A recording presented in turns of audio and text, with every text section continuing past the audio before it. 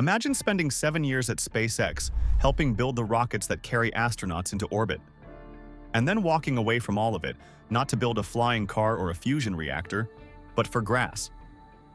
You heard it right. The guy we're talking about bet his entire career on the stuff that's in your backyard, and somehow he's convinced the biggest home builder in America to order 10 million panels of it. So how does a rocket engineer end up trying to replace wood with grass? Buckle up, because this might be the craziest modern tech story you will ever hear. Chapter 1. The Engineer Who Quit Rockets. Let's start with the part that genuinely doesn't make sense at first, because it's the whole hook of this story. Meet Nathan Silvernail.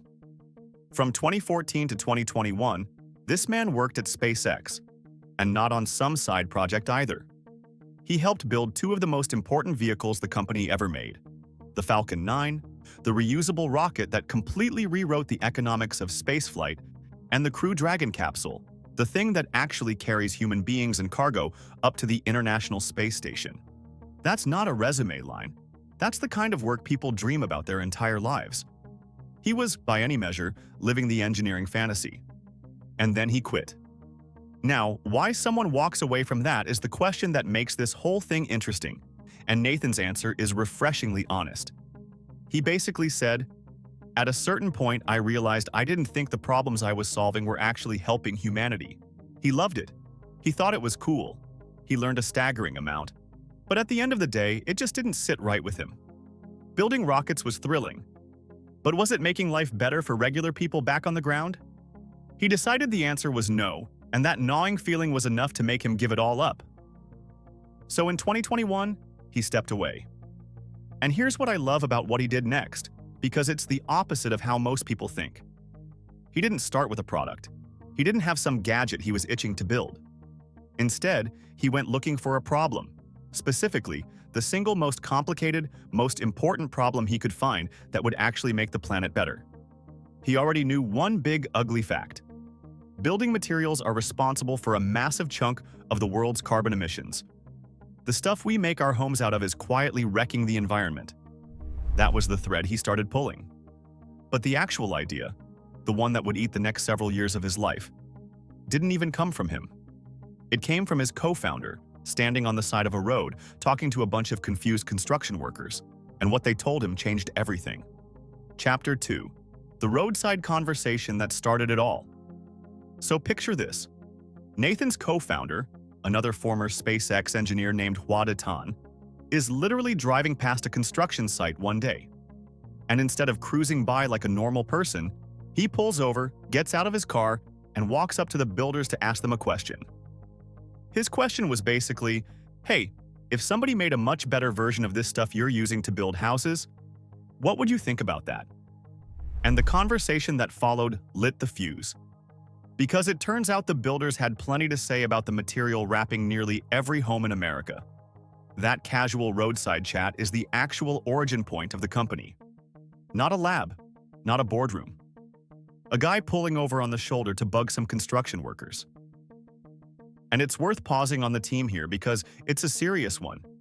Plant was founded in 2021 by 3 people: Nathan and Hwadi, the 2 SpaceX engineers, plus a serial entrepreneur named Josh Dorfman, who'd been thinking hard about sustainable materials during the pandemic, watching lumber quality drop, prices spike, supply chains buckle, and seeing a massive opportunity hiding in all that chaos.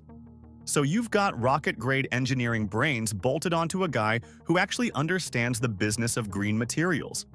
That's a dangerous combination, in the good way. Now, what exactly are they trying to replace?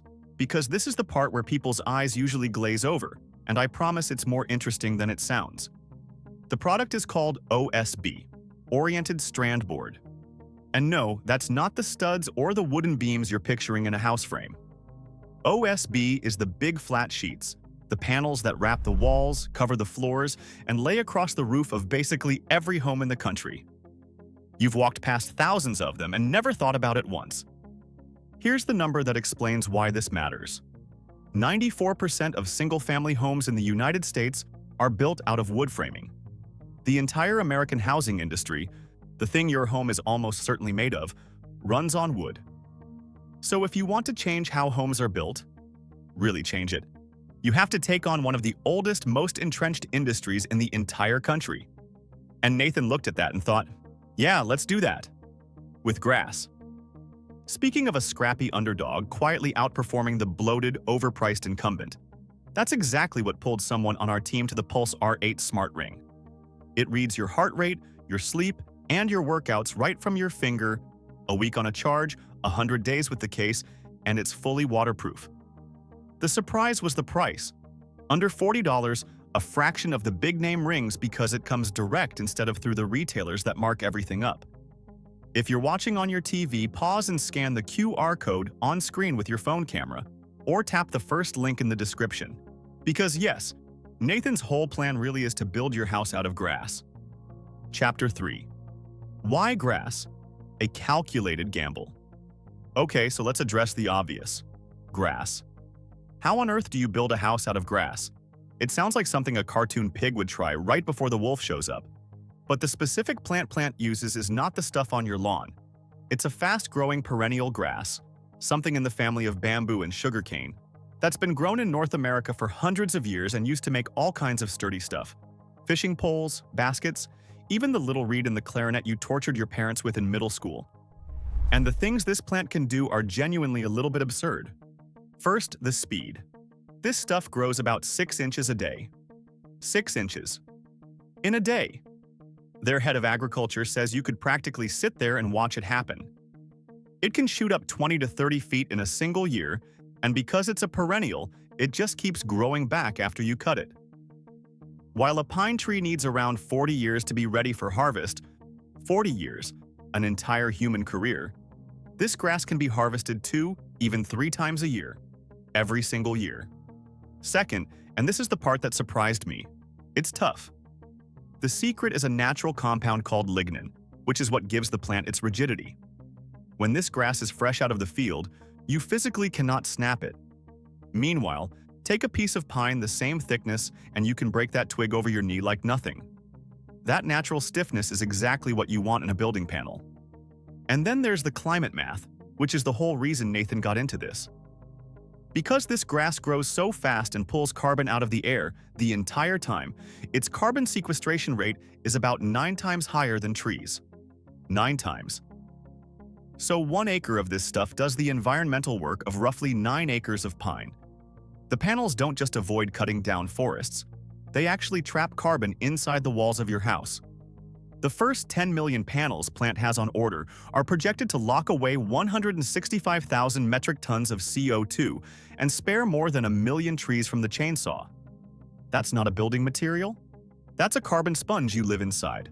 So the plant works, genuinely works. But growing magic grass is the easy part. The hard part, the part everyone before them choked on, is turning it into a panel at the speed and scale that America builds houses. And to understand why that's so brutally hard, you have to understand how messed up the current system actually is. Chapter 4. The dirty secret of how wood panels are made. Here's something most people have absolutely no idea about, and once you hear it, you can't unhear it. The wood panel industry was basically built on a workaround, a patch job. Well, this is what we've got left, so let's make it work kind of solution. Let me explain. The American lumber industry is as old as the country itself, but OSB specifically is surprisingly new. It evolved from something called wafer board, patented back in 1965 as a cheaper alternative to plywood. And the reason it exists at all is kind of damning. For centuries, the industry cut down its own supply, the big, old, wide trees. Eventually, they started running low on the giant trees their massive machines were designed to handle. So what do you do when you've chopped down all the big trees and you're left with skinny little baby ones? You break them apart and glue them back together. I'm not even exaggerating. As Nathan puts it, they took lumber that was no longer wide enough to be useful, shredded it all into strands, and glued it back into sheets. That's literally how OSB was invented, as a way to squeeze usable product out of trees that were too young and too small for the old equipment. They started cutting down pine after just about 15 years, when it's barely a foot wide, because they'd run out of the good stuff. So the product evolved to use smaller and smaller trees. But here's Nathan's killer insight. The hardware never changed. The factories were still these dinosaurs built for a different era. And those factories are monsters. A full-size traditional OSB mill is, in Nathan's words, the size of a neighborhood. It costs around $500 million to build. It takes 5 years to construct and 6 months just to turn on. And once it's running, you absolutely do not want to turn it off. Because if a material disruption forces them to shut down, you've suddenly got a $500 million complex sitting there, producing nothing, generating zero revenue. Oh, and one more lovely detail. That process burns about a quarter of every tree, plus natural gas, just to fuel itself and dry everything out. So it's wasteful, it's enormous, it's fragile, and it's dirty. And that fragility? That's not a hypothetical problem. It's the thing that makes building a home in America genuinely unpredictable. Chapter 5. The lumber roller coaster nobody can control. Here's why the timing of all this actually matters, and why a home builder would even take a chance on a startup making panels out of weeds. The wood supply chain is a roller coaster, and nobody's strapped in. One trade dispute, one nasty storm, and the cost of building a single home can swing by thousands of dollars overnight. And these aren't rare freak events. They happen constantly. Take November 2021. A major storm slammed into British Columbia and, according to one lumber analyst, cut shipments by a solid 20%. And in some places, by 100%. Completely shut off. That very same month, the US doubled its tariff on Canadian softwood lumber. Stack those two things on top of each other, and prices went flying. And this is a recurring nightmare, because here's a fact most Americans don't know. Canada supplies about 85% of America's imported softwood lumber. 85%. So the material your house is made of is enormously dependent on one neighbor and the political weather between the two countries. Every time tariffs come up, and with the recent Trump-era tariff threats on Canadian lumber, this has been happening a lot. Prices spike on fear alone. Lumber futures have rocketed to their highest points in years based on nothing but the anxiety of what might happen. So now put yourself in the shoes of a giant home builder. Your entire business depends on a material whose price you can't predict, controlled by storms, tariffs, and trade fights you have zero influence over. Wouldn't you kill for an alternative? A stronger panel made domestically at a stable price, completely walled off from that chaos? That right there is the opening Plant drove its grass-powered truck straight through, and it caught the eye of the biggest player in the entire game. Chapter 6. How a startup landed the biggest home builder in America. This is the part where a scrappy little grass company does something genuinely shocking. Because landing your first customer is hard for any startup. Landing the single largest home builder in the United States as your first major customer? That's almost unheard of. The company is D.R. Horton, the biggest home builder in America, full stop. And here's how it actually went down. Planty's early operation was, by their own admission, scrappy, homemade, duct tape and determination energy. But it was enough to catch D.R. Horton's attention. And instead of just saying, "Cute idea, good luck," Horton did something that put Plant's feet to the fire. They commissioned the startup to build an actual house out of its grass panels and prove the thing could pass real building permits. Not a demo, not a science fair. A real, permittable, livable house. And Plant pulled it off. The panels passed. In fact, they've now been independently certified as a direct, code-compliant alternative to standard OSB, approved for use in all 50 states. According to Plant's own testing, their panels are 2 times more moisture-resistant and 1.5 times stronger than traditional softwood OSB. Nathan loves to put it bluntly. Take his panel and a timber panel, run them through every test, and his kicks the other one's butt all day long. Once they proved it, the dominoes fell. Plant raised a $10 million Series A and locked in a contract with D.R. Horton to produce 250,000 panels, enough to build about 1,000 homes. And then in 2024, Horton looked at what they were getting and dramatically upped the order to 10 million panels. 10 million. Enough to build roughly 90,000 homes. The demand was screaming. The biggest builder in the country was basically saying, "Make as many as you possibly can, we'll take them." Which sounds like the happy ending, right? Startup wins, gets the giant contract, everybody celebrates. Except this is exactly where the story gets genuinely terrifying, because there was no way on earth Plant could actually make that many panels. Chapter 7. The 40-year problem and the machine. Here's the gut punch math that keeps Nathan up at night. Plant's production line, running full tilt, can make about 250,000 panels a year. The order on the table from D.R. Horton is 10 million panels. So do the arithmetic. At their current pace, it would take them 40 years to fill that one order. 40 years. Their customer wants the panels next month, and the timeline says 4 decades. That gap, between the demand they've won and the supply they can produce, is the entire battle of this company. And it gets harder because, as Nathan says, this is a three-headed monster. You have to solve the biomass, the manufacturing, and the business economics all at the same time, or the whole thing falls apart. So how do you close a gap that big? This is where the SpaceX brain really kicks in, and the strategy is genuinely clever. Plant calls its entire production line the machine, and almost every piece of it was built in-house. Their own engineering team, their own machine shop, vertically integrated just like SpaceX. But here's the twist on the whole industry. Remember those traditional mills the size of a neighborhood, costing $500 million? Nathan went the complete opposite direction. His plan has 3 words: miniaturize, electrify, and modularize. Instead of one gigantic, fragile, gas-burning megamill, build small, fully electric, modular machines that you can stamp out and place strategically, right next to the farms where the grass grows and near the housing developments that need the panels. Think about how smart that is. The grass is heavy and bulky to ship, so you put the factory next to the field. The finished panels need to get to builders, so you put it near the developments too. You collapse the entire complicated supply chain into a tight little loop. And because the machines are small and electric, if one needs to shut down, you're not bleeding $500 million. You just keep the others running. Nathan's 5-year plan is to build at least 18 more of these machines in farm-adjacent factories across the country. The factory floor I'd be standing on, he says, will eventually be used to build machines, not panels. They're a company that makes the thing that makes the thing. But even the cleverest machine plan runs into one stubborn, very human bottleneck. And it's not engineering. Chapter 8. The real bottleneck. Dirt, robots, and nervous farmers. Here's what I find genuinely fascinating about where Plant's whole dream actually lives, or dies. It's not the rocket science. It's the dirt. And the people who own it.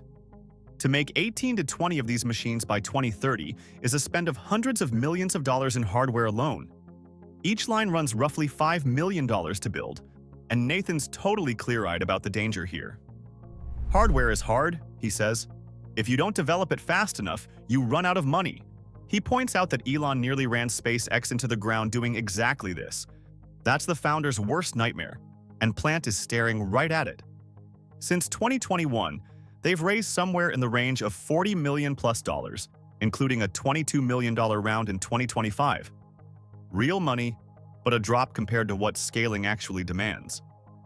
And then there's the farmers, who might be the most important characters in this entire story, because all that magic grass has to be grown by somebody, on real land, and that comes down to convincing cautious farmers to plant it.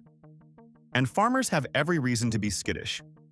A lot of them jumped into hemp a few years back, couldn't sell it, and lost their shirts. So Plant has to prove to them that this is different, that they know how to plant it, harvest it, and most importantly, provide a steady, reliable paycheck year after year. Right now, the company's on track to manage around 440 acres, with plans to scale into the thousands. They need something like 20 million plants by 2028. That's a lot of trust to earn from a lot of people in overalls. So, to multiply that grass fast enough, Plant's getting clever again, with robots. They've got a robotic arm called the Cutting Edge that picks up plant cuttings and replants them at about 1,770 plants an hour, roughly 15 times faster than a human. They're planning to add arms and machines to quadruple that speed. And in their tissue culture lab, where workers currently divide plant cells by hand, robots will eventually take over, partly for speed, partly because one stray speck of bacteria, as one scientist hilariously put it, throws a party in a jar and contaminates everything. At their scale, there's just no room for error. So here's where it all lands.